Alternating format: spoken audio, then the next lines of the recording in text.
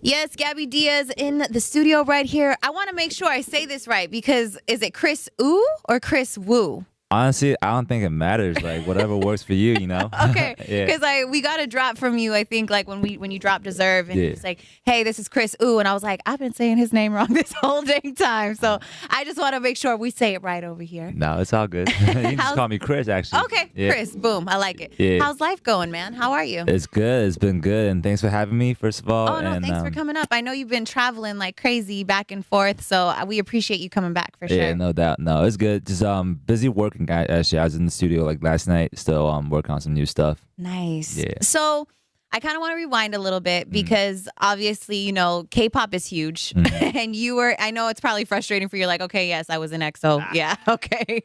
But what made you decide to kind of just leave that realm, I guess, and kind of make your way over to the States and do your own thing? I guess first of all is because, well, first of all, I'm not Korean, right? I'm Chinese. Yeah. So Korea is not really like home for me. It's not my base. So kind of working there is still kind of, sometimes it's a little stressful, I guess, for me. Right. And second, it'll be because, mostly because the way how K-pop works is that you got to kind of do the stuff that the company tells you to do. That's what I was going to kind of ask. A friend of mine who is very into K-pop, she was telling me about that. She goes, it's really stressful on these artists, you know, and it kind of, the K-pop, I guess, genre moves so quickly. Like if one group doesn't do what they want you to do, they'll move on to the next. Exactly. That's exactly what it is. So like I couldn't, we had like, everyone had no freedom, right? And for me, it was super stressful because I want to do my own stuff. You know, I want to make hip hop music. I want to make sure that, you know, the stuff that I sing and that really represents me as an artist. And I couldn't do any of that when I was in Korea. Right. That's one of the reasons why I left.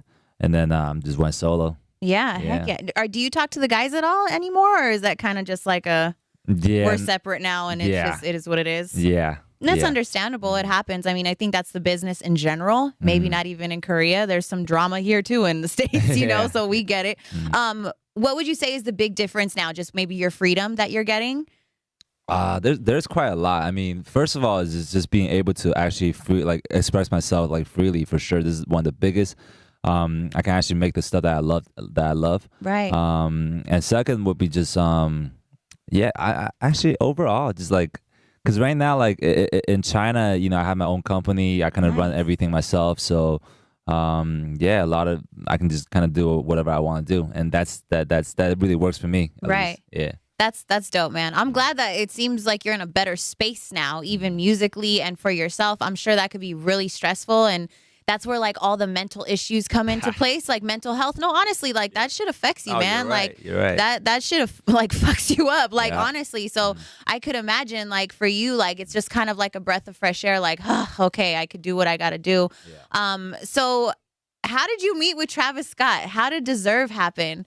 Oh, this is kind of crazy, but long story short, I had like a sound camp over the summer last year, and then there's one of the guys like randomly he knows someone from Travis camp, and he was like, you know, like we were making some beats, and then on this record, Deserve, this record, we're like we could use like a feature on this one, right? Yeah. And then he was like, what do you think about Travis Scott? I was like, yeah, hell yeah, perfect. Right? Like I'm a fan of his music, and like, you know, last year, you know, he wasn't. This year he's completely like he's right now he's a man, right? Like, but last year he was kind of like going up but quick.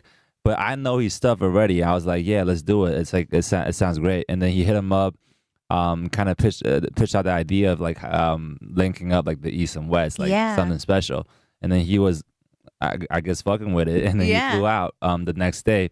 And then we met at the studio and then just kind of vibing a little bit. He showed me a couple of his records, and I played a couple of my stuff, obviously, that we did during the camp. Yeah. And then we picked this one out, and then we just kind of start, you know, just vibing, start writing on it right away, and just did this record. That's so dope. I know when I saw that, I was like, yes, Kris, yes, like keep it going. Because I don't know, I'm all for like doing what you love. You know what I mean? And I hate when there's like people in the background trying to like prevent you from doing that. So when I saw like the record happen with Travis, I was like, hell yes, let's keep this thing going, because you're colliding, you know, you're colliding the genres, you know, you're working with different people. Is there someone else that you're working with that's maybe coming up?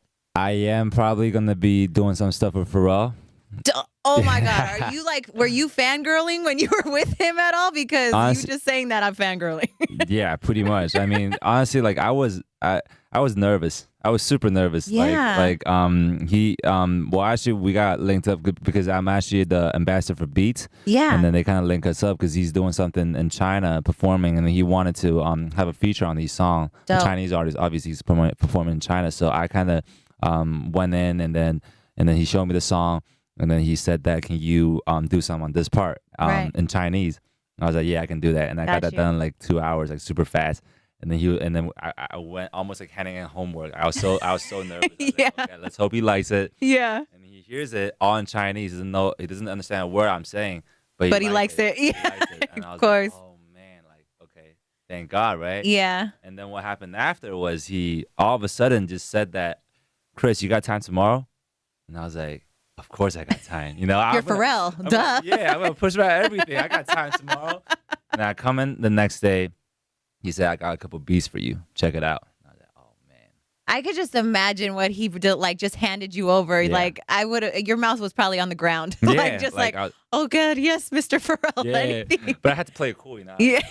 But inside, I was already, I was like, man, like. He has that effect over a lot of people because are you familiar with Rich Chigga? Not really, but I know. Okay. I know him actually in person, but. Yeah, well, he came up here and he, like, similar situation with Pharrell. Like, he's like, I was like so nervous, but I just had to do what I had to do. It's like he has that effect over so many people. Yeah. It's crazy. I mean, that's dope. I'm excited for that for you for sure. It's a blessing to be in the studio with him. Yeah. What's now? I know you're a fashion dude for sure. Oh yeah. So is there a collab with Burberry? Yeah, there is. Nice. There is.